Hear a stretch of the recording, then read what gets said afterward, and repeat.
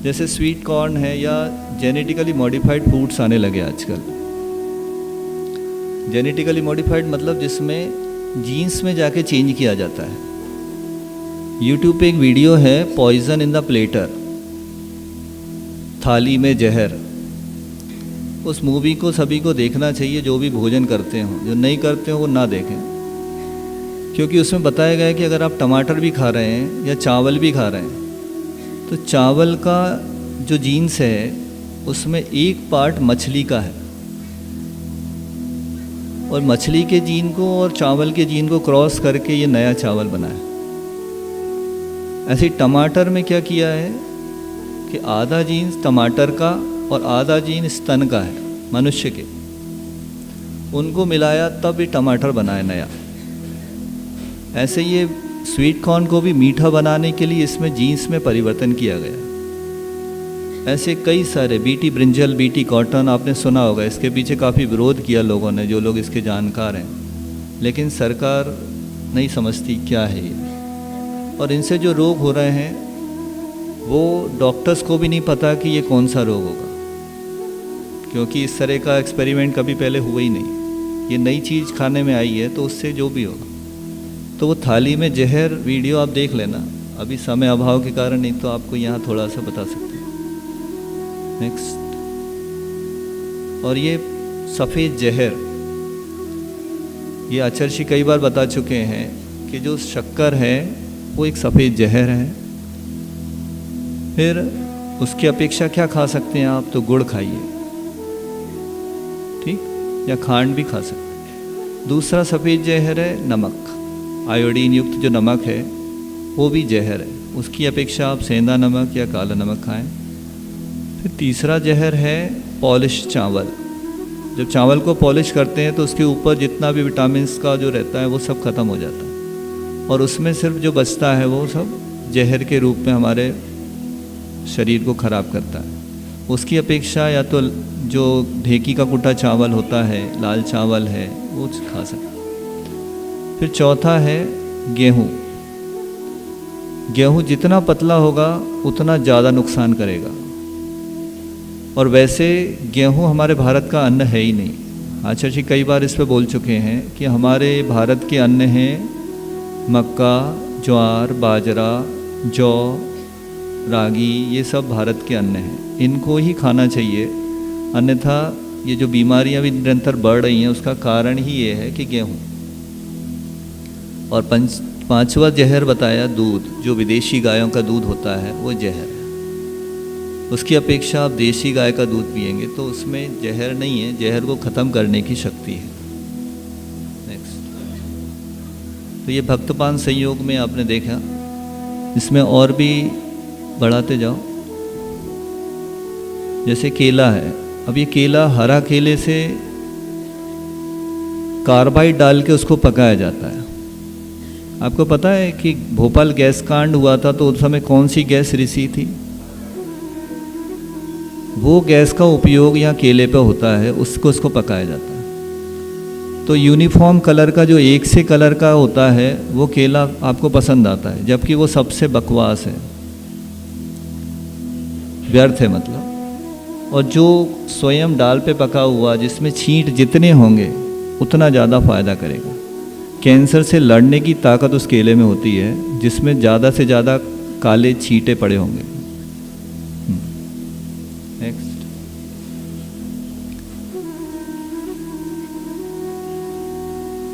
फिर अब ये कर्मों में उपकरण संयोग क्या होता है? ये तो भक्तवान संयोग की बात हो गई। अब उपकरण संयोग के बारे में बताते हैं कि उपकरणों में भी ये संयोग बन जाता है।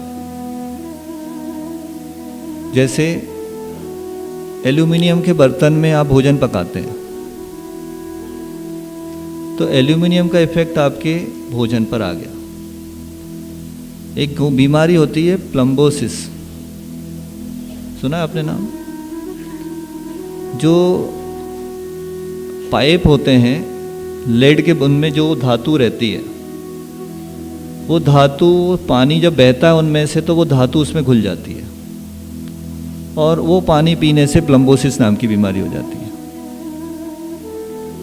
तो ये उपकरणों के कारण जो संयोग से आश्रव हो रहा है उसके बारे में, और साधुओं के लिए भी ये उपकरण संयोग कैसे होता है। तो जैसे धूप में चल रहे थे और अचानक छाए में आए, तो उनको बताया जाता है कि पीछी लगा के ही आप छाए में आएंगे, ठीक है, नहीं तो क्या होगा, उसमें आश्रव हो जाएगा। जीव जो शरीर पर बैठे हुए थे वो जैसे ही छाए में गए तो ख़त्म हो जाते हैं। अगर कमंडल धूप में रखा है आपने और आपने पीछी छाए में रखी थी और उससे कमंडल को आपने मार्जन कर दिया, तो ये उपकरण संयोग हो जाएगा। तो ये टेम्परेचर डिफरेंस के कारण जीव पैदा हो जाते हैं, तो वो उसको भी ध्यान में रखना पड़ता है, ये उपकरण संयोग है। इसके बाद सामान्य रूप से आश्रव के भेद कहे हैं। अब विशेष रूप से जो 8 कर्म होते हैं उनके आश्रव के भेद बताते हैं कि किन किन कारणों से कौन कौन से आश्रव होते हैं। बस तत्प्रदोष निन्नव मात्सर्य अंतराया साधनोपघाता ज्ञान दर्शना वर्णयो।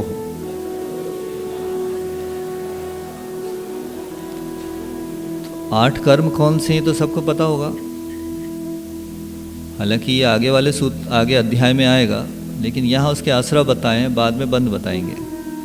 तो पहला ज्ञानावरण, दूसरा दर्शनावरण, फिर वेदनीय, मोहिनी, आयुर, नाम, गोत्र, अंतराय। इस तरह से 8 कर्म मुख्य रूप से कहे जाते हैं। तो उनका आश्रव किन किन कारणों से होता है। कई लोगों को समस्या रहती है कि हम इतना पढ़ते हैं याद नहीं होता, एग्ज़ाम देते हैं तो सब भूल जाते हैं, हमारे नंबर नहीं आते और दिन रात किताब हाथ में लेके घूमते रहते हैं। तो उनको ये विशेष रूप से समझना चाहिए कि ज्ञानावरण कर्म है आपका और उसका आश्रव किन कारणों से होता है। उसके लिए सूत्र कहा प्रदोष, निन्नव, मात्सर्य, अंतराय, आसादन और उपघात। तो ये कारण बताए हैं जिनमें कि ज्ञानावर्णी कर्म का आश्रव होता है। तो प्रदोष क्या होता है?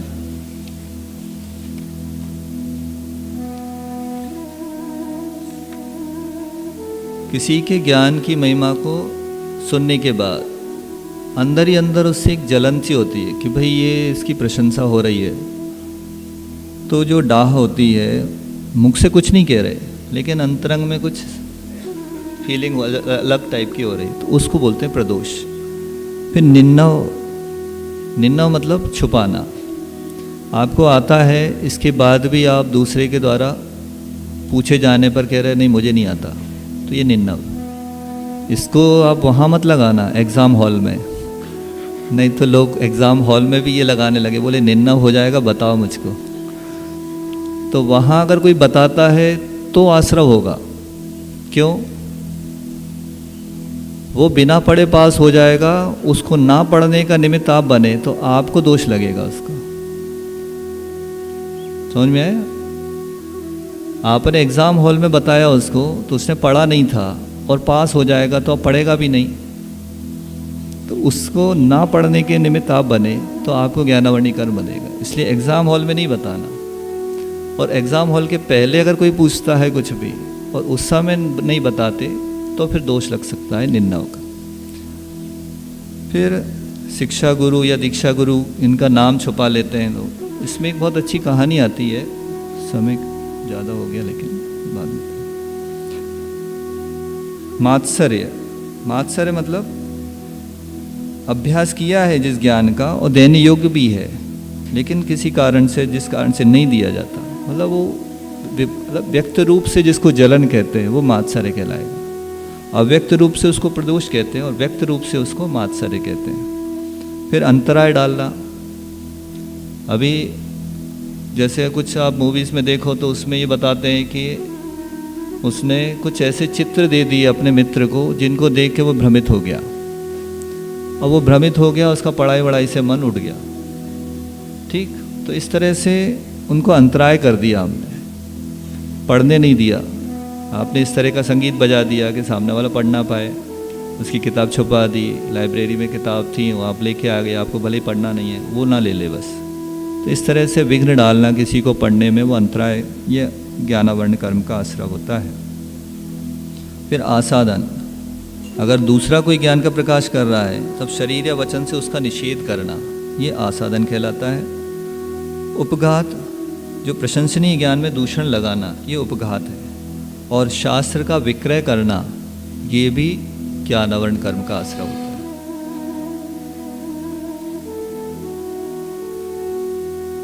अब इसमें ज्ञानावरण कर्म के आश्रय में और भी भेद बताए हैं।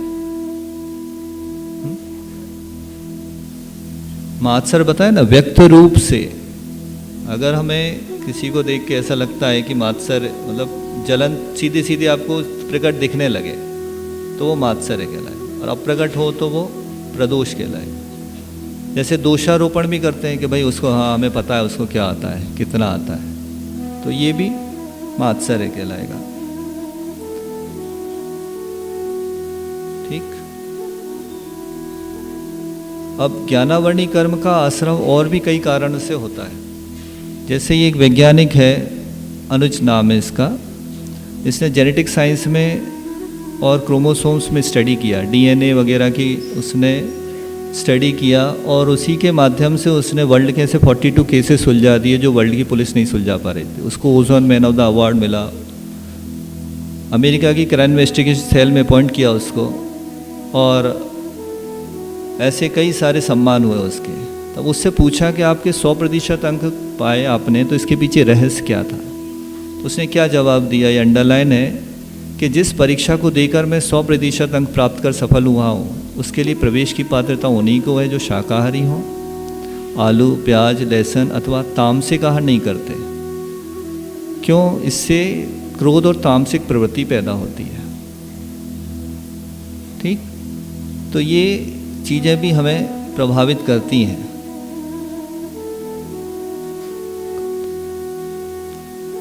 फिर ये गौतम पॉल एक आंशिक जर्मनी के, इनने अपने रिसर्च में कुछ गड़बड़ी हो गई। उसका कारण देखा उनने, तो पता चला कि वो पहले आलू प्याज लहसुन नहीं खाते थे, लेकिन उनने को प्याज लहसुन खाना पड़ गई उस दिन, एक दिन। उसके बाद से उनका रिज़ल्ट पूरा गड़बड़ा गया। तो उनने उसके ऊपर एक रिसर्च पेपर लिखा, how onion and garlic ruined my research. आप गूगल करेंगे तो ये टाइटल डालने के बाद आपको मिल जाएगा पूरा पेपर। आप ये पूरा पेपर पढ़ें, इसके कुछ हाइलाइट्स आपको दिखा रहे हैं। उसने लिखा है कि इसका जो केमिकल कंपोजिशन है, जस्ट लाइक गन पाउडर, बारूद की तरह प्याज और लहसुन का केमिकल कंपोजिशन होता है। फिर उसने एक डॉक्टर रॉबर्ट बैक का रेफरेंस दिया कि रॉबर्ट बैक ने एक डिस्कवरी की थी कि एयरप्लेन यानी हवाई जहाज उड़ाने के 72 घंटे पहले तक प्याज लहसुन खाने की मनाही है, ये नियम है। क्यों? क्योंकि उसमें साफ साफ लिखा है, don't you dare touch any garlic 72 hours before you fly one of our airplanes because it will double or triple your reaction time। आपका जो प्रतिक्रिया करने का टाइम है वो डबल और ट्रिपल हो जाएगा, दुगना और तिगुना हो जाएगा। You are 3 times slower than you would be. आप तिगुने स्लो हो जाएंगे डिसीजन लेने में अगर आपने प्याज और लहसुन खाई है तो। ये डॉक्टर रॉबर्ट बैक की डिस्कवरी है, आप इसके रेफरेंस में जाके देख सकते हैं। नेक्स्ट। फिर स्टैनफोर्ड यूनिवर्सिटी की स्टडी है कि गार्लिक इज़ पॉइजनस, और अगर इसको आप एड़ी पर रगड़ते हैं तो थोड़ी देर बाद आपके रिस्ट मतलब कलाई में उसकी गंध आ जाएगी। इतनी जल्दी फैलती है उसकी जो ब्रेन सेल्स को कवर करने की, इंटरसेप्ट करने की कैपेसिटी है। और भी उसने बताया उसमें कि पॉइजनस इफेक्ट के बारे में, जैसे अगर डीडीटी यूज़ नहीं करना चाहते आप, अपने घर में पेड़ पौधे लगे हुए हैं, डीडीटी यूज़ नहीं करना चाहते, तो बोले कि प्याज लहसुन छिड़क दीजिए आप, जस्ट लाइक इंसेक्टिसाइड काम करेगी, पेस्टिसाइड। और भी बताया उसने, garlic can affect mind and concentration, onion may cause allergies, intestinal gas, diarrhoea और हार्टबर्न। और स्पेसिफिकली जो नीचे दिख रहा है आपको, specifically onions are harmful to the lungs, garlic to the heart. कई लोग कहते हैं कि हार्ट की प्रॉब्लम है तो गार्लिक लहसुन खाना चाहिए, लेकिन यहाँ ये कह रहे हैं कि ये तो हार्मफुल है। तो आप पहले विचार कर लो कि आचार्यों ने जो कहा है उसका समर्थन कौन कर रहा है, बात वो मानेंगे हम। ठीक है। नेक्स्ट। फिर इसी सूत्र में ज्ञानावरण और दर्शनावरण दोनों के बारे में बताया। ठीक। दर्शनावरण के कारण भी वही हैं, प्रदोष, निंदा, मात्सर्य, अंतराय, आसादन और उपकार।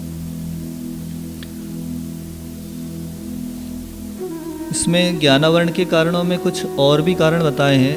अन्य ग्रंथों में, जैसे कोई भी वाक्य हम मुख से बोलते हैं तो वो सरस्वती का रूप रहता है, शब्द ब्रह्म कहलाता है। और अगर हम अशुद्धि के स्थानों पर बोलते हैं तो ज्ञानावरणी कर्म का बंध होता है। अगर हम भोजन करते समय बोलते हैं तो ज्ञानावरणी कर्म का बंध होता है, ऐसा ग्रंथों में लिखा हुआ है। इसलिए मौन से भोजन करने से हमारा ज्ञान बढ़ेगा, वृद्धि होगी।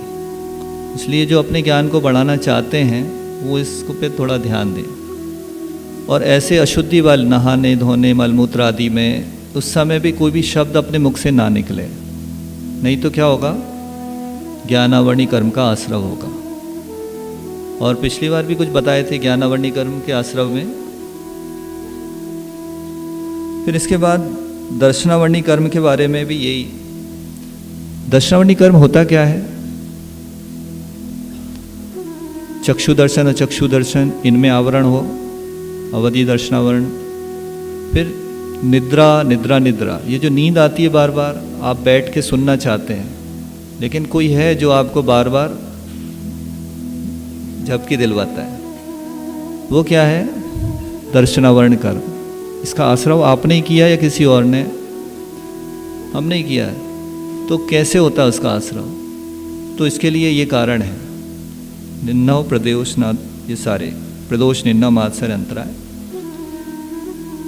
और भी इसमें कारण बताएं, जैसे दिन में सोना, दिख रहा है आपको, इससे कौन सा कर्म का बंध होता है? दर्शनावरण कर्म का बंध होगा। ठीक। और क्या? यतिजनों के प्रति ग्लानि का भाव हो। अगर किसी महाव्रती के प्रति आपके अंदर ग्लानि है तो दर्शनावरण कर्म का बंध होगा। ठीक। और इस तरह का भोजन भी करने से भी होता है कई बार, कि जैसे भैंस के दूध का बना हुआ दही शाम के समय खाएं तो उससे दर्शनावरणी कर्म की उदीर्णा हो जाती है। तो ये भी उदीर्णा वाले जो बंध के प्रकरण में बताया जाएगा ये, कि उदीर्णा वगैरह क्या होती है। यहाँ आश्रव के बारे में बोल रहे हैं कि इंद्रियों से विपरीत प्रवृत्ति करना, दृष्टि का गर्व करना, दीर्घ निद्रा लेना, आलस्य करना, नास्तिक या समय दृष्टि में दूषण लगाना, कुतीर्थ की प्रशंसा करना और दुरुपयोग करना। अभी सबसे ज़्यादा आँखों का दुरुपयोग काय पे करते हैं हम लोग? मोबाइल पे। तो इससे क्या होता है? चश्मा लग जाता है। चश्मा का मतलब ही है दर्शनावरण कर्म का उदय। आप चश्मा हटा के देख सकते हैं क्या? चश्मा टूट गया तो आप कैसे करेंगे? तो ये सब दर्शनावरणी कर्म का आश्रव का समझना है आपको, कि इनसे दर्शनावरण का आश्रव होता है। फिर इसके बाद अगला सूत्र है जो असाता वेदनी कर्म। सबको परेशानी है कि हमारे कारण हमें इतना दुख हो रहा है, क्यों हो रहा है? तो उसके पीछे बताते हैं, दुख शोक तापा क्रंदन वद परिदेव नान्यन परोभय स्थानान्य सद्विद्यस्य।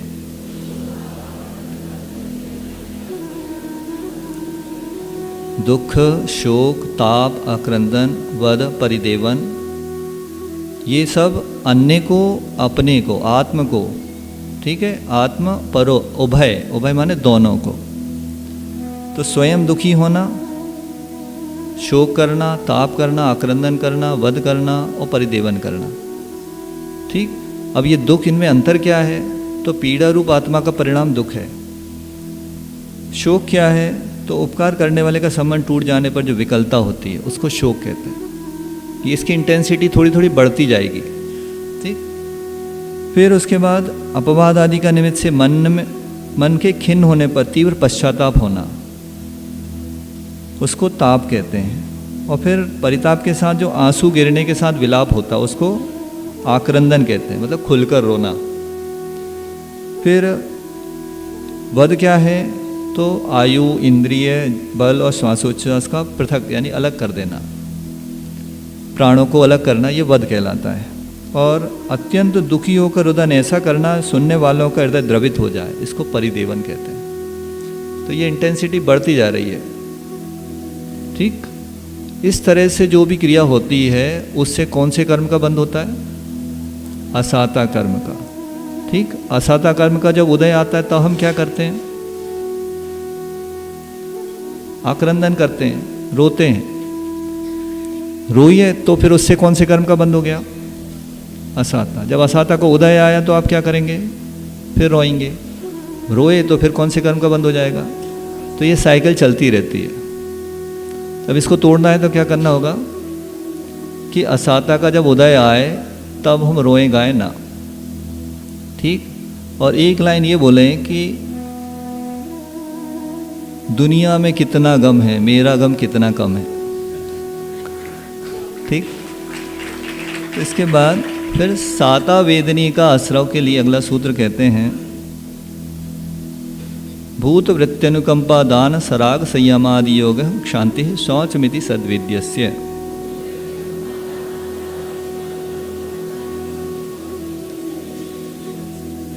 भूत यानी प्राणी, जो प्राणी मात्र के प्रति अनुकंपा करना, भूत अनुकंपा, ठीक।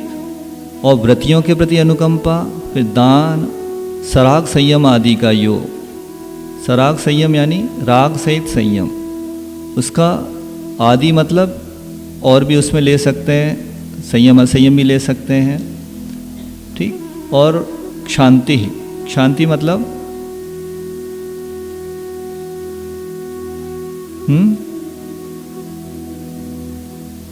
इसके बारे में विशेष रूप से अगले स्लाइड में बताएंगे आपको। क्रोध आदि की जो कषायों की निवृत्ति होती है उसको शांति, और शौच यानी लोभ कषाय की निवृत्ति। तो इस तरह से ये साता वेदनी के बंध के आश्रव के कारण है। तो साता वेदनी के लिए भूत अनुकंपा, आचार्य श्री इसका अर्थ ऐसे भी करते हैं कि भूत अनुकंपा और व्रति दान क्रम से लगाना है इसको।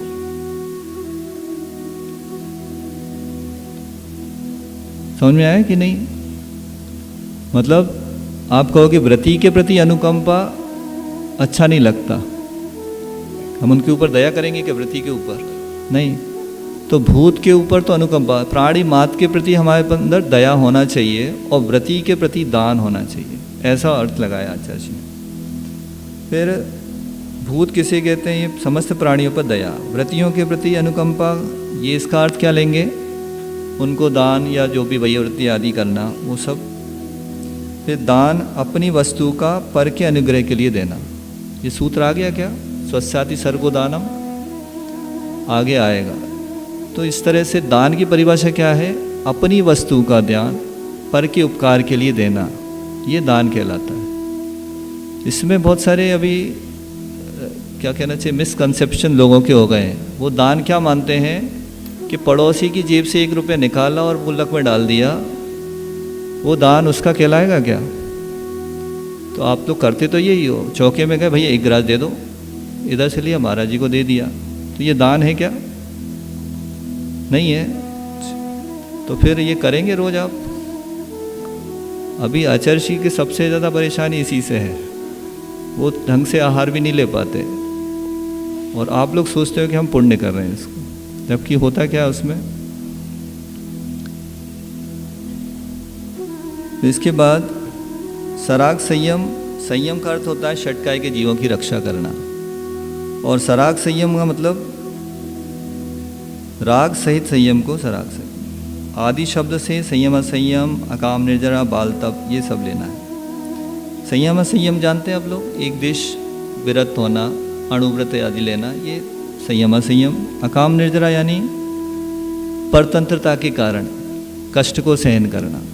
अब जो जानवर हैं, बंधे हुए हैं, वो कष्ट सहन करते रहते हैं, तो उनकी जो निर्जरा होती है वो अकाम निर्जरा कहलाती है। और बाल तप यानी कायाक्लेश कर रहे हैं लेकिन उसके बारे में हमें पता नहीं है क्यों कर रहे हैं, इसके पीछे रीज़न क्या है, एक टांग से खड़े हैं, महीनों खड़े हैं, ऐसे कई बाबा लोग, तो ये सब इनका बाल तप है, अज्ञानी का तप, बिना ज्ञान के। फिर योग क्या है? तो इन क्रियाओं का निर्बद्ध क्रिया के अनुष्ठान को योग कहते हैं। शांति क्रोध आदि शुभ परिणामों से क्रोध आदि कषायों की निवृत्ति को शांति कहते हैं, और शौच लोभ के प्रकारों से निवृत्ति शौच। इसमें आदि शब्द भी है, तो इससे इति शब्द से अरत पूजा, बाल वृद्ध तपस्वियों की वयोवृत्ति, आर्जव और विनयशीलता आदि भी साता वेदनी के आश्रव के कारण है। ये राजवार्तिक से लिए गए हैं। तो इसमें जो भूत प्रत्यनुकंपा आया उसके बारे में आचार्य कहते हैं कि जब हम किसी को जीवन दान दे नहीं सकते तो किसी के जीवन का अपहरण करने का अधिकार हमको कैसे है। तो जब भूत प्रत्यनुकंपा, अगर आप चॉकलेट खाते हैं तो आप कौन से कर्म का आश्रय कर रहे हैं?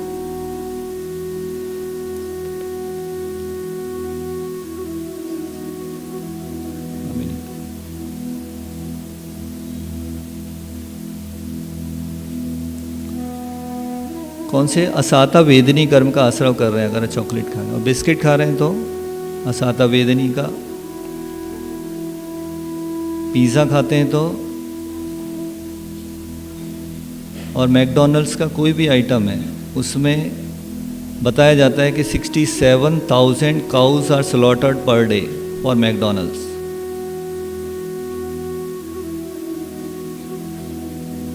आप समझ सकते हैं कितनी बड़ी हिंसा हो रही है। 67,000 पर डे, एक दिन में इतने 67,000 गाय मारी जाती है। मैकडॉनल्ड्स रिस्पॉन्सिबल है उसके लिए। फिर ये ब्रेड बनाने का चित्र देख लीजिए आप, ये सब भक्तवान सहयोग में भी है। फिर इसके बाद आइसक्रीम जो खाते हैं वो कौन से कर्म का आश्रय करेंगे?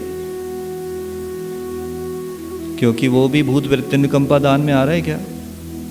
भूत अनुकंपा में आता है अदया। फिर ये लेस कैंसर के तत्व काय में, कोल्ड ड्रिंक्स में, और ये जो हेल्थ ड्रिंक्स पीते हैं हॉर्लिक्स, इसमें एग वगैरह रहता है, तो इनको लेने वाला भी कौन से कर्म का आश्रय करेगा? असाता वेदनी है। फिर एक ये चक्कर, मूर्खता का अंधीन चक्कर, कोल्ड ड्रिंक पीने से आपके दांत खराब होंगे, कोलगेट करेंगे, दांत में दर्द, फिर एक नया ब्रांड निकालेंगे, आप वो लेंगे, फिर इस तरह से ये चक्र चलता रहेगा। बर्तनों के माध्यम से आप देख सकते हैं कि असाता वेदनी का आश्रय कैसे होता है। बॉन चाइना वाले आप उपयोग करते हैं। फिर ये कुछ कॉस्मेटिक्स पे भी देखते हैं कि ये जानवरों के मुख में धुएं के पाइप डाले, उनके मुख से जो लार निकली उसका उपयोग लिपस्टिक वगैरह को चमकीला बनाने के लिए करते हैं। फिर टेस्टिंग होती है एनिमल्स के ऊपर कॉस्मेटिक्स, और इन कॉस्मेटिक्स का आप उपयोग करते हैं तो आपको कौन से कर्म का आश्रय होगा? असाता वेदनी। दवाइयों को टेस्ट करते हैं बंदरों के ऊपर, जानवरों के ऊपर, तो जो एलोपैथिक दवाई आप लेंगे उससे कौन से कर्म का आश्रय होगा?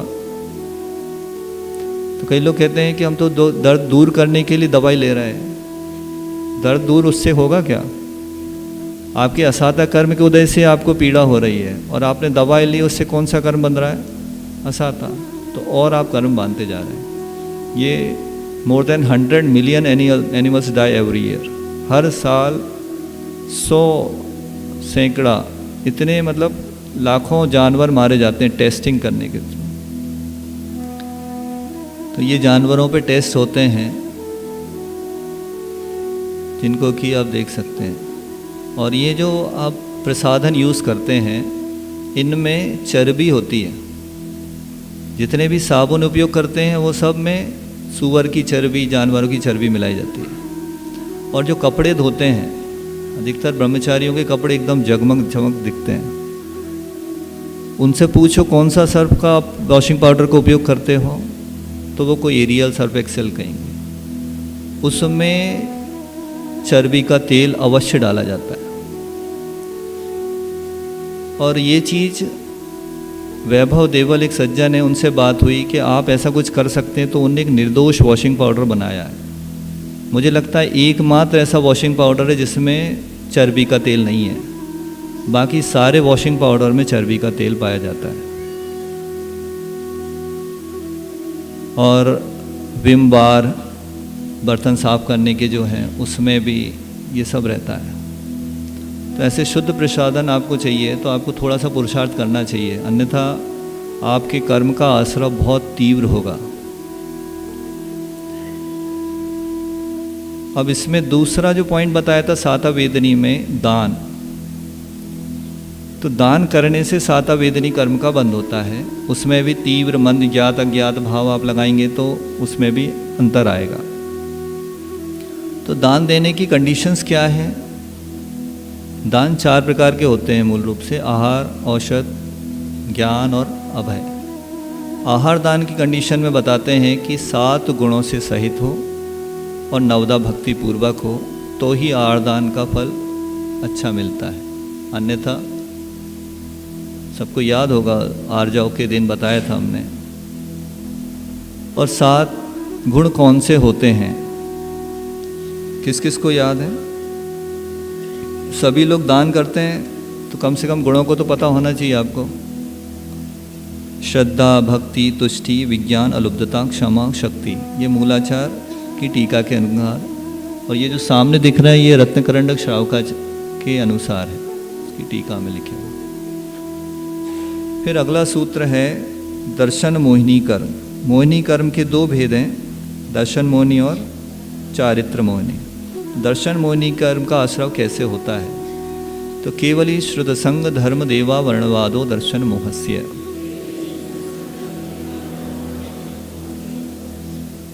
अवर्णवाद क्या होता है?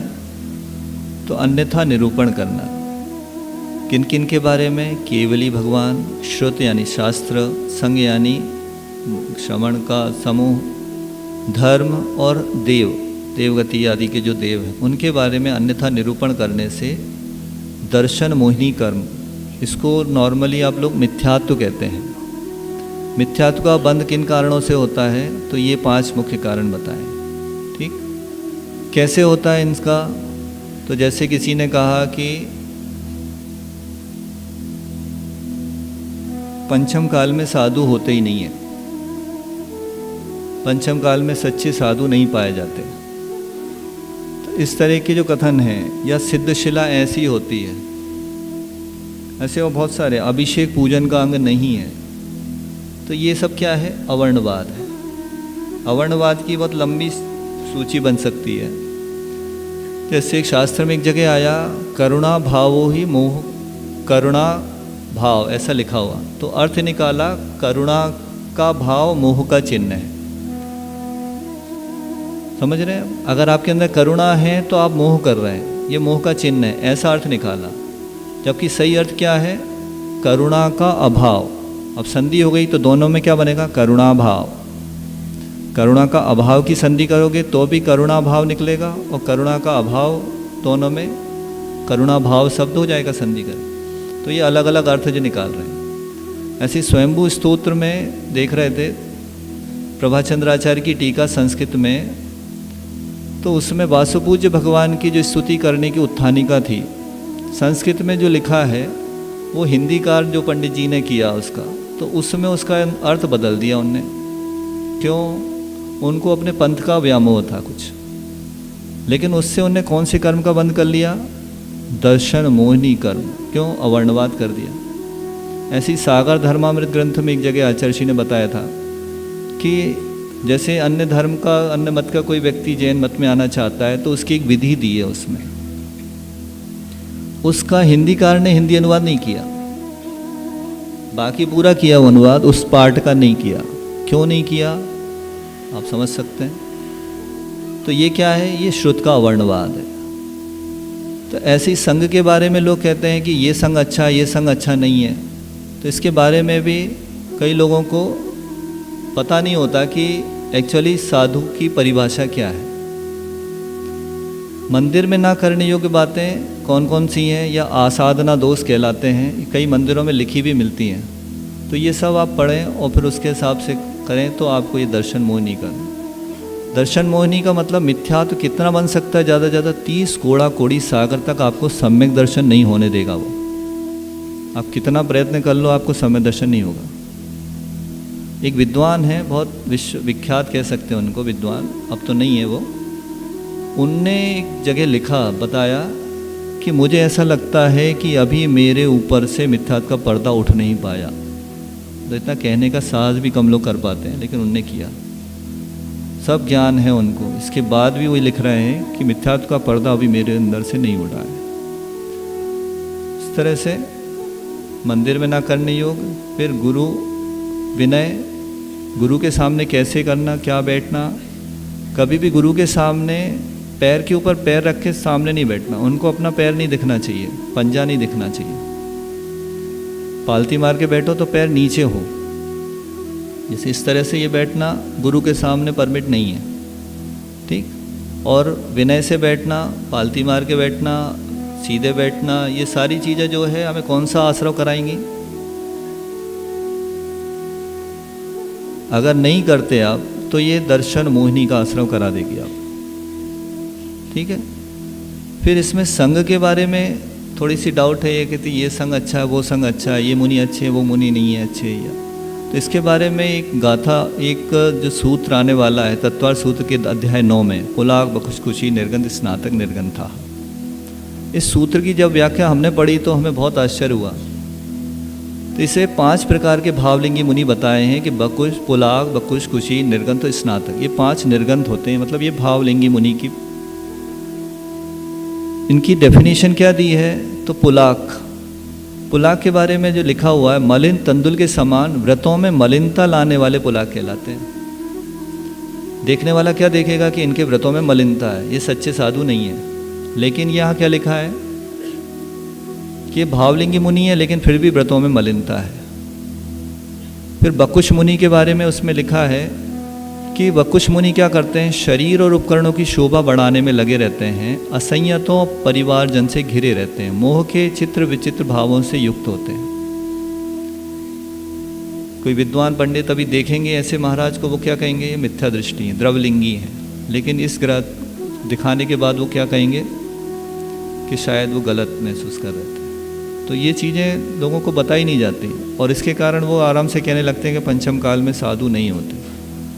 फिर इसके बाद कुशील मुनि के 2 भेद बताए, एक कषाय प्रतिसेवना कुशील और एक कषाय कुशील। तो इसके बारे में तो सर्वार्थ सिद्धि में जो लिखा हुआ है वो कोट किया हुआ है, दिख रहा है आपको संस्कृत में। वो पूज्यपाद आचार्य ने लिखी है कि जो परिग्रह से घिरे रहते हैं और मूल और उत्तर गुणों से परिपूर्ण लेकिन कभी कभी उत्तर गुणों की विराधना करते हैं, वो प्रतिसेवना कुशील।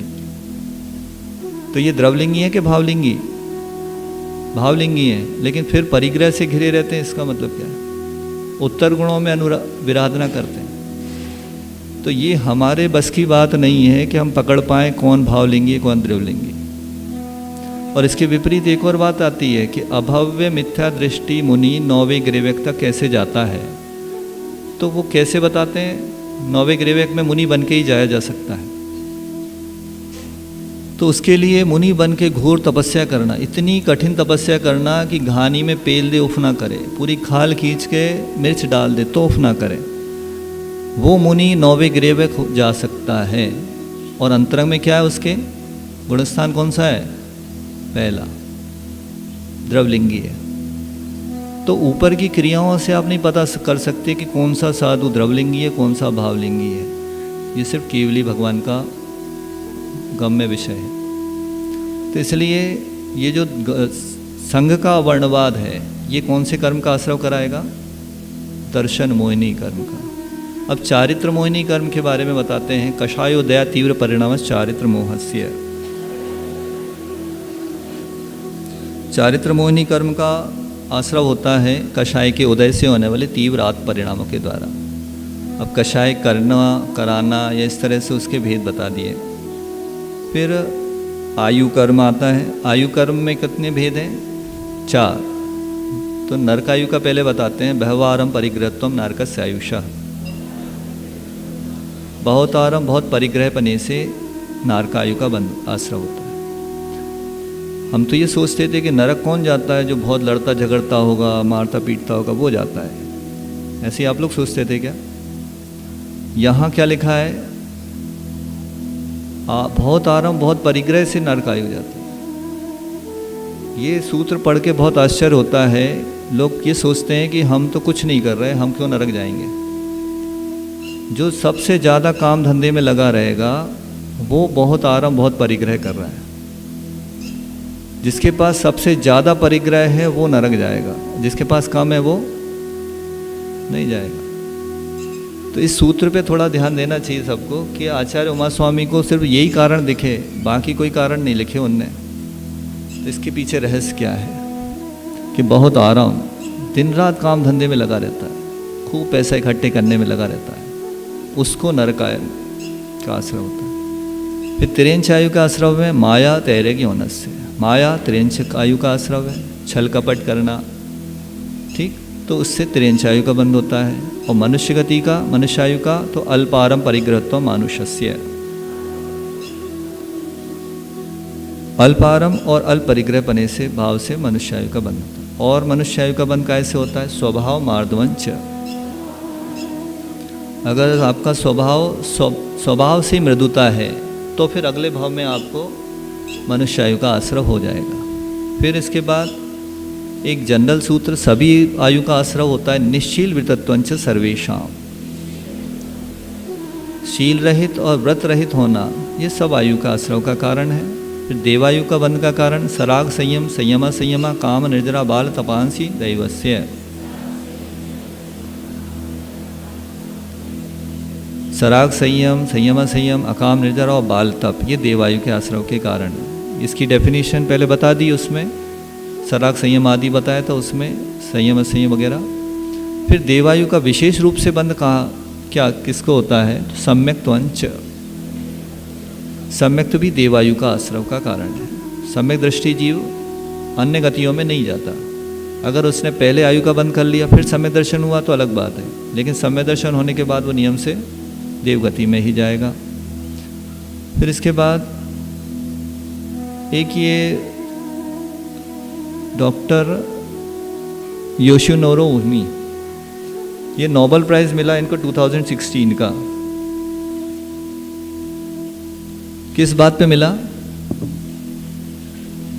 इनने उपवास को चिकित्सा का कारण बताया। ये बात आप पहले से जानते थे क्या? तो फिर आपको मिलना चाहिए था।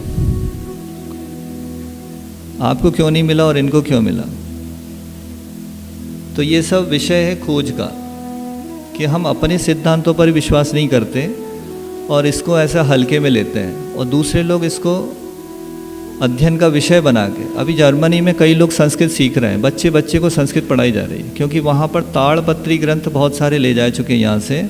उनको पढ़ने के बाद वो रिसर्च कर रहे हैं और नई नई चीज़ें निकाल रहे हैं, उससे उनको नोबेल प्राइज़ के लिए पुरस्कृत कर सकते। ऐसे 2017 का जो नोबेल प्राइज़ वो किसको मिला? तो जेफरी सी हॉल, मिशेल रोजबेक और M.W. यंग को। इनने क्या खोज की? इनने एक सर्केडियन रिदम, हमारे अंदर एक बायोलॉजिकल क्लॉक बताई इनने, वो डिस्टर्ब होने से हमारे अंदर रोग हो जाते हैं। और उसका इन्फ्लुएंस इनने कई सारे ऐसे निकाले कि हमें दिन के समय उज्जवल रोशनी में रहना चाहिए और रात के समय अंधेरे में रहना चाहिए, तो हमारा स्वास्थ्य ठीक रहेगा। फिर उनने एक चूहों का ग्रुप लिया, 2 चूहों के ग्रुप लिए, उसमें एक चूहे के ग्रुप को उनने ऐसा भोजन दिया, दोनों चूहों को भोजन एक साथ दिया, लेकिन टाइमिंग क्या रखी? कभी भी खाने की छूट है एक ग्रुप को। दूसरे ग्रुप को बोला 8 घंटे के अंदर ही भोजन करना उनको, उसके बाद वो हटा देते थे। तो भोजन जो करने के बाद कभी भी खाने की छूट थी, उनको बहुत सारे रोग हो गए, लेकिन जिनको 8 घंटे के अंदर खाने की छूट थी वो बीमार नहीं हुए। और फिर उनको जो बीमार थे उनको भी फिक्स कर दिया कि 8 घंटे के अंदर ही भोजन करना होगा इनको, तो वो वापस स्वस्थ हो गए। तो उनने ये निष्कर्ष निकाला कि हमें अपना भोजन अगर सुबह 8 बजे खाना शुरू करते हैं, पानी या दूध जब भी आप लेते हैं भोजन 8 बजे, तो शाम को 4 बजे अपना अंतिम भोजन या पानी ले लेना चाहिए। ये इस वैज्ञानिक की खोज है। 2017 का नोबेल प्राइज़ इस चीज़ पे मिला है इनको। ये आप जानते थे क्या? अगर जानते तो आप इसके हकदार हैं। फिर रात्रि भोजन का और भी कई हिंदू ग्रंथों में बताया जाता है। नरक के 4 द्वार हैं, उसमें कौन कौन से द्वार हैं? तो एक रात्रि भोजन बताया, एक संधान यानी अचार खाना बताया, और अनंत का एक मतलब आलू खाना बताया। ये कौन से पुराण में लिखा है? तो महाभारत में लिखा है। ऐसे अलग अलग पुराण ग्रंथों में लिखे हुए हैं, ये आप देख सकते हैं। फिर आप लोग पानी छान के तो सब पीते होंगे, पीते हैं? ये US research national science foundation US America के उन लोगों ने खोज की कि कपड़े से पानी छानने से क्या होता है। तो उसके जो छिद्र होते हैं उसमें ये वाइब्रो कॉलोरी बैक्टीरिया फंस जाते हैं, उन प्लैंकटन्स को खाने लग जाते हैं वो। तो इसके कारण जिन जगह ये फिल्टर की व्यवस्था नहीं है वहाँ कपड़े से छान के पिया करें पानी, ऐसा उनका निर्देश है। फिर इसके बाद अगला सूत्र है ये बताने के लिए कि नाम कर्म का आश्रव किन कारणों से होता है। नाम कर्म के दो भेद बताए थे, कौन कौन से? अशुभ नाम कर्म और शुभ नाम कर्म। तो अशुभ नाम कर्म के लिए सूत्र देते हैं, योग वक्रता विसंवादन च शुभस्य नामना। योगों की वक्रता, योगों की वक्रता मतलब मन वचन काय में टेढ़ापन, सीधापन नहीं होना। अभी तीसरे दिन आपने आर्जव धर्म को पढ़ा, समझा, उसका मतलब क्या था? ऋजु मतलब सरल, जैसा मन में सोचा वैसा मुख से बोल दिया। मन में हो सो वचन उचरी, वचन हो सो तन सो करी। तो ये सीधापन सरलता कहलाती है। और वक्रता क्या कहलाती है? कि मन में कुछ है, वचन में कुछ है और क्रिया कुछ हो रही है, तो ये योग वक्रता।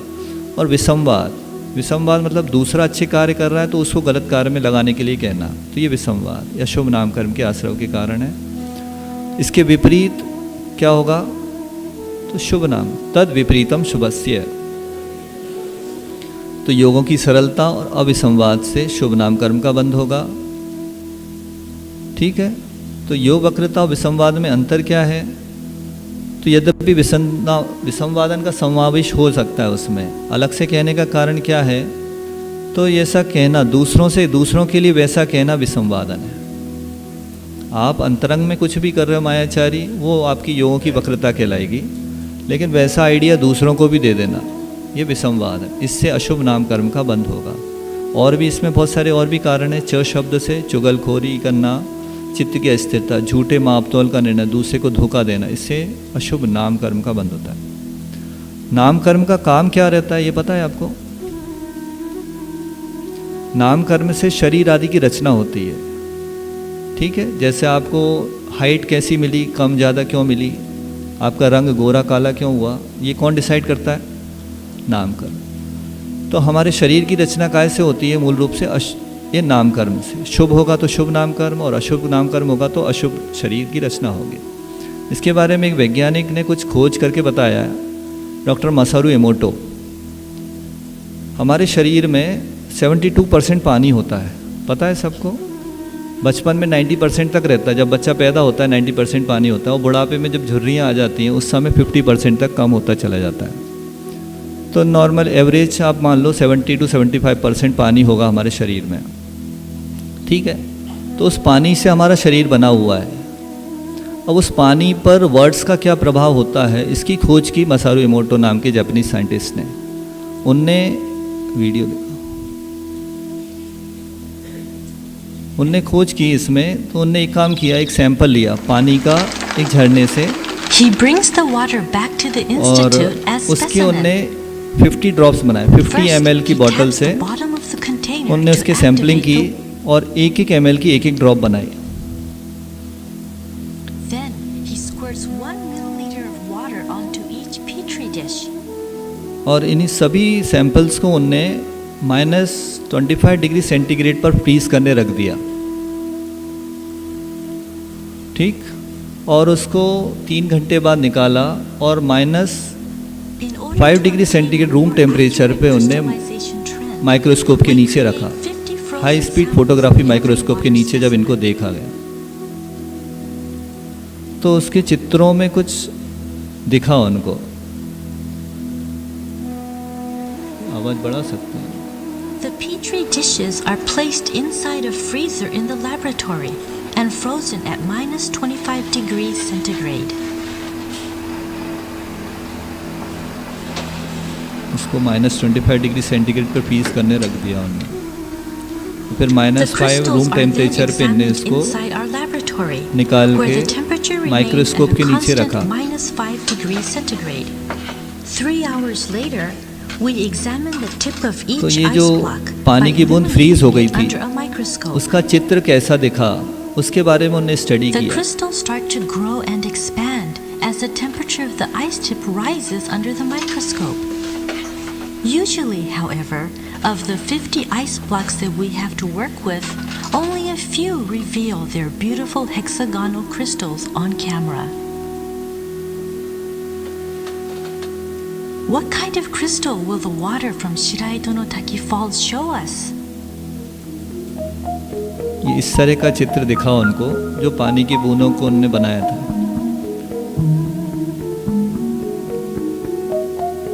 A beautiful hexagonal crystal with delicate trimmings growing slowly from the 6 points of the hexagonal core.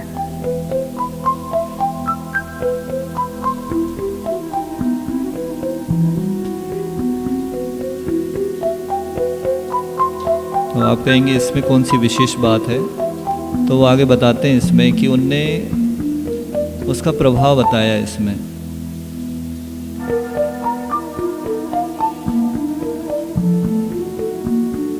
उसकी स्लाइड पे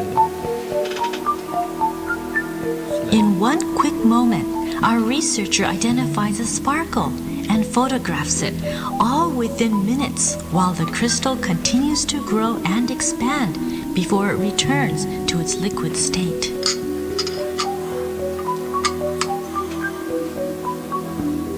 A lateral view of the ice block reveals a protrusion at the top. That is because rather than growing two-dimensionally, water crystals grow three-dimensionally from the center of the core out.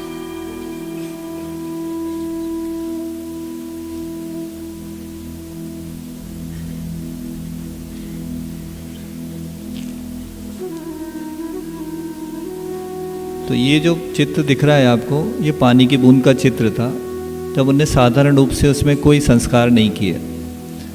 फिर दूसरी बार उन्हें sample लिया पानी का, तो उस समय कोई बुद्धिस्ट वहाँ पर प्रेयर कर रहा था, प्रार्थना कर रहे थे, और वो प्रार्थना करते समय उन्होंने वो पानी का सैंपल लिया और प्रोसेस यही कि उनने 50 ड्रॉप्स बनाए और -25 फ्रीज किया। -5 पे जब उनने देखा तो अब की बार जो पानी का चित्र आया वो ऐसा था।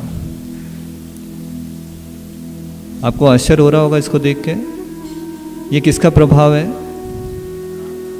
प्रेयर का। तो ये मसारू इमोटो का कहना है कि why my mother asked to pray before meal. भोजन करने के पहले भगवान का नाम लेने क्यों कहती थी मेरी माँ, आज मुझे समझ में आया इसको देख के। कि पिछली स्लाइड में आप देखो क्या था, ये चित्र था वही पानी का, लेकिन प्रार्थना के कारण क्या हो गया, तो ये चित्र हो गया। तो महाराज भी क्या करते हैं, सिद्ध भक्ति पढ़ते हैं, कायोत्सर्ग करते हैं, तो उसका रीज़न भी क्या है कि भोजन जो कर रहे हैं उसमें ये परिवर्तन हो जाए, मॉलिकुलर ट्रांसफॉर्मेशन होता जाता है। फिर उनने क्या किया, बॉटल के ऊपर कुछ शब्द लिखे, जैसे एक बॉटल ले ली पानी की, उसके ऊपर कुछ शब्द लिखा, फिर उसका चित्र लिया। तो जैसे उसको म्यूज़िक के बीच में रखा, हैवी मेटल म्यूज़िक सुनाएगा तो ये चित्र आया, अलग अलग म्यूज़िक के बीच में। क्लासिकल म्यूज़िक सुनाया उसको, पानी की बॉटल को तो स्पीकर के बीच में रखा और उसको क्लासिकल म्यूज़िक सुनवाया गया, तो उसका चित्र ये आया। फिर फोक डांस म्यूज़िक में ये आया। फिर उस पर एक पेपर चिपका दिया जिसमें लिखा हुआ था कि you make me sick I will kill you, और उसको रख दिया सबके सामने। उस बॉटल का पानी का जब वही चित्र लिया तो वही बूंद, पानी की बूंद का चित्र इस तरह से आया। पानी एक ही है, प्रोसेस एक ही है, तो ये चित्र बदल क्यों रहे हैं। फिर लव यू ऑल लिखा तो ये चित्र आया। फिर ये पॉल्यूटेड वाटर का चित्र है और एक लॉर्ड्स नदी फ्रांस की, उसका चित्र है। इसी तरह ये भोजन के ऊपर भी उनने प्रयोग करके देखा कि 2 एयरटाइट जार ले लिए, उसमें एक में डाल दिया, दोनों में 2 चम्मच भात डाल दिया, पका हुआ चावल डाल दिया, और एक पे लिखा हुआ था यू फूल, एक पे लिखा था लव यू ऑल। तो अब दोनों को 30 दिन तक रखा गया। 30 दिन के रखने के बाद जब उनका चित्र लिया गया तो इस तरह से आया कि थैंक यू, या जिसमें अच्छा कोई सेंटेंस लिखा हुआ था वो चावल वाइट के वाइट था, सफ़ेद था, और जिस पे कोई नेगेटिव वाक्य लिखा था, यू फूल या कुछ लिखा था, तो वो काला हो गया, खराब हो गया।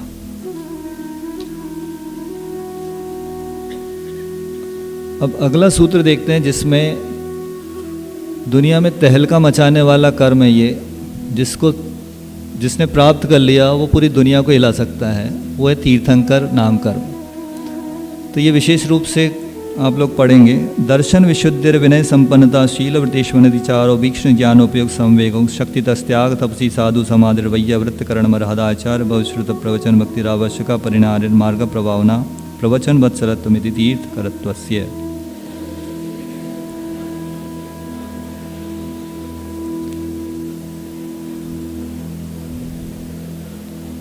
इनको 16 कारण भावना भी कहते हैं। दर्शन विशुद्धि क्या है?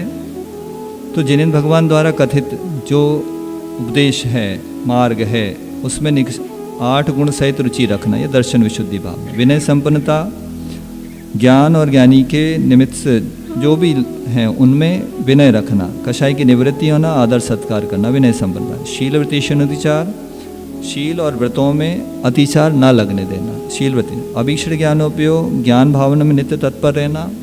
अभीक्ष संवेग, संवेग मतलब डरना। काय से डरना? संसार के दुखों से डरना, ये संवेग है। और शक्तितस त्याग, अपनी शक्ति के अनुसार त्याग करना अपनी वस्तु का, वो।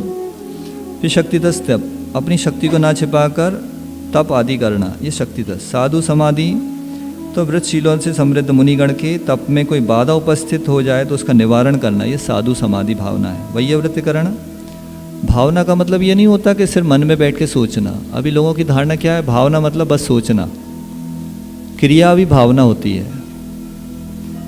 वैयवृत्तिकरण, गुणवान साधुओं पर आए हुए कष्ट, रोग आदि का निर्दोष विधि से हटा देना, उनकी सेवा करना, ये वैयवृत्तिकरण है। अरध भक्ति, तो अरंध भगवान की भक्ति करना। आचार्य भक्ति, आचार्य विशुद्धि, भाव विशुद्धि से जो अनुराग होता है आचार्यों में, वो आचार्य भक्ति। बहुश्रुत यानी उपाध्याय, उनकी भक्ति करना। फिर प्रवचन भक्ति माने जिनवाणी में जो भाव विशुद्धि पूर्वक अनुराग रखना, प्रवचन भक्ति है।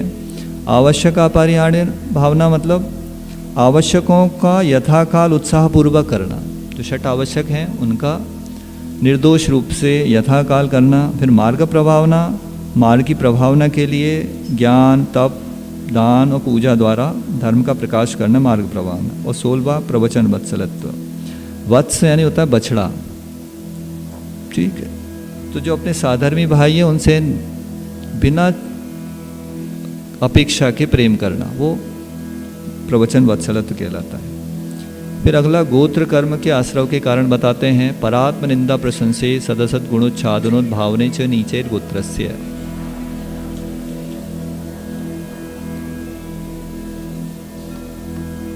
पर आत्म, दूसरे और अपने, निंदा प्रशंसा, इसको क्रम से ही लेना है। पर की निंदा और आत्म प्रशंसा, और सदसत गुणोच्छादनोद्भावने, सत गुण और असत जो गुण हैं उनका उद्भावन, सद्गुणों का आच्छादन और असत गुणों का उद्भावन, ये नीच गोत्र के आश्रव के कारण। जैसे कोई निंदा करता है तो उसका गुणस्थान कौन सा होगा? पहला। कैसे? क्योंकि आपको पता है नीच गोत्र का आश्रय पहले और दूसरे गुणस्थान में ही होता है, दूसरे गुणस्थान का काल बहुत कम है। तो इसका मतलब क्या हुआ कि अगर कोई निंदा करते दिखे तो उसको पकड़ लेना, बोले तो मिथ्या दृष्टि हो। दूसरे को पकड़ा तो आप भी मिथ्या दृष्टि हो जाओगे, इसलिए अपने को ही देखना, बस दूसरे को नहीं देखना अभी। फिर उसके बाद उच्च गोत्र का बताते हैं, तो तद विपर्यो नीचे वृत्तनुच्छेको चोत्तरस्य, उनके विपरीत क्या है? दूसरे की प्रशंसा करना, अपनी निंदा करना, सद्गुणों का उद्भावन और असद्गुणों का उच्छादन, नम्रवृत्ति और अनुत्सेक, ये 5 उच्च गोत्र के आश्रव के कारण हैं।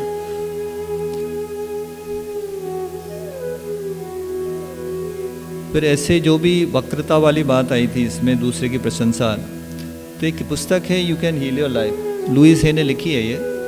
इसमें बताया है कि रिसेंटमेंट कॉजेस कैंसर। अगर अस्वीकृति है तो हमारे अंदर कैंसर हो सकता है। अगर क्रिटिसिज्म कॉजेस आर्थराइटिस, अगर आलोचना करते हैं तो क्रिटिसिज्म से आपको आर्थराइटिस हो सकती है। और guilt causes pain, stress, phobias called baldness और सोर फीट। इस तरह से उसने सारे रोगों का इलाज या कारण हमारी मानसिकता या हमारे जो मन वचन काय की प्रवृत्ति उससे बताया। तो इसका प्रयोग भी कई लोगों पे करके देखा कि अगर मान लो किसी ने प्रशंसा करना शुरू कर दिया तो उसके घुटने में जो दर्द हो रहा था वो ठीक हो गया। ऐसे 4-5 उदाहरण हमारे सामने हैं। घुटनों के दर्द वाले अगर प्रशंसा करना शुरू कर दें और दूसरों की आलोचना बंद कर दें तो उनके घुटने के दर्द ठीक हो सकते हैं। और ऐसे 2 उदाहरण हैं जिनकी गांठें बिना दवाई के घुल गई। इस किताब में जो लेखिका है लुईस हे, उसको खुद को कैंसर था।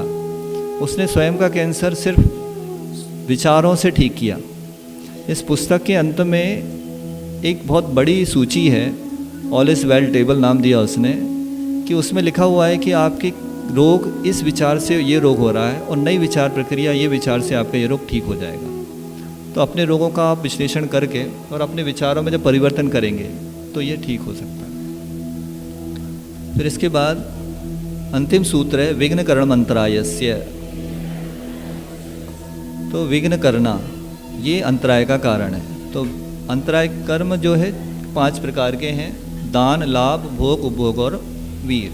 दान में अंतराय करना, दान अंतराय, लाभ में अंतराय करना, लाभ अंतराय, भोग में अंतराय करना, विघ्न करना, भोग अंतराय, उपभोग में करना, और बल में किसी के बल को घटाना, तो वो बल वीर अंतराय कर्म है।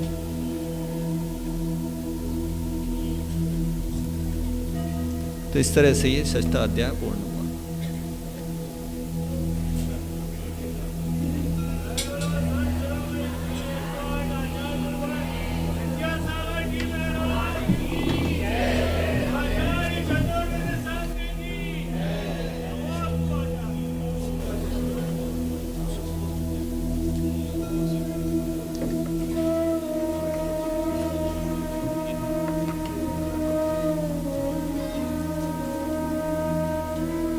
तो इस तरह से ये 4वां अध्याय पूर्ण हुआ। अब इसमें कुछ बात ऐसी भी हैं जैसे दान से संबंधित, कि दान में अंतराय कैसे करते हैं, तो वो सब आगे गुरुजी इसको समझाएंगे आपको। इसका अल्पश्रुतम श्रुतवताम परिहासधाम त्वद्भक्तिरेव मुखरे कुरुते बलान्मा यत्को किलह किल मदो मधुरम विरौते तच्चाम्र चारुकलिका निकरे। बोलो श्री आदिनाथ भगवान की। यदर्थ मात्रा पदवाक्यहीन मया प्रमाद्यादिति किंचनोक्तम तन्मीक्षमित्वा विदधातु देवी सरस्वती केवल बोधलम। जिनवाणी मातेश्वरी की। तत्वार्थ सूर्त कर्तारम गृध्रपिच्छोपलक्षितम वंदे गणेन्द्र संजात ममा स्वामी मुनीश्वरम। आचार्य उमा स्वामी महाराज की, आचार्य गुरुवर श्री विद्यासागर मुनिराज की, चतुर्विद संघ की।